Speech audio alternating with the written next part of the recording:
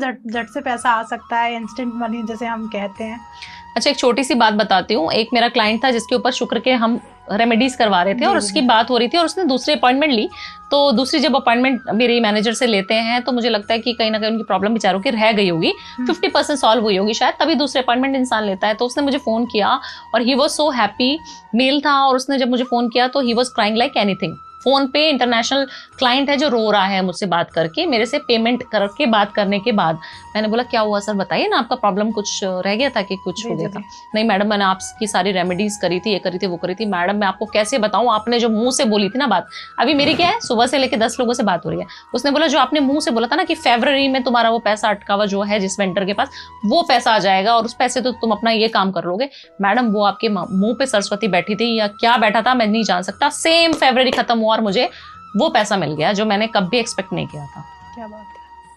40-50 लाख बेचारे का फंसा था और वो आ गया जिससे कि उसको और अपने जॉइंट वेंचर में प्रॉपर्टी में किसी जगह पे इन्वेस्ट करना था और उसको बहुत नीड थी उस समय पर। मैंने शायद बोला होगा कि फरवरी में तुम्हारा ये काम हो जाएगा, वो हो गया।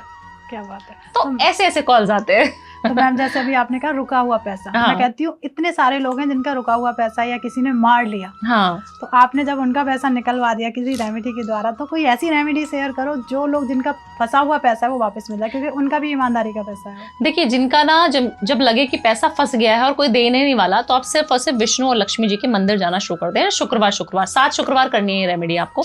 और पान का जो मीठा पान होता है उसका प्रसाद लेके जाना और एक गुलाब का फूल 10 रुपए का आ जाएगा, सिर्फ वो लेके जाना है। 20-30 रुपए का प्रसाद जो पान का प्रसाद है और एक फूल, 40-50 रुपए की रेमेडी है, हफ्ते में सिर्फ एक ही बार करनी है। ये आप करना शुरू कर दें। जो लक्ष्मी नारायण के मंदिर होते हैं ना, उन मंदिरों में जाके शुरू करनी है आपने।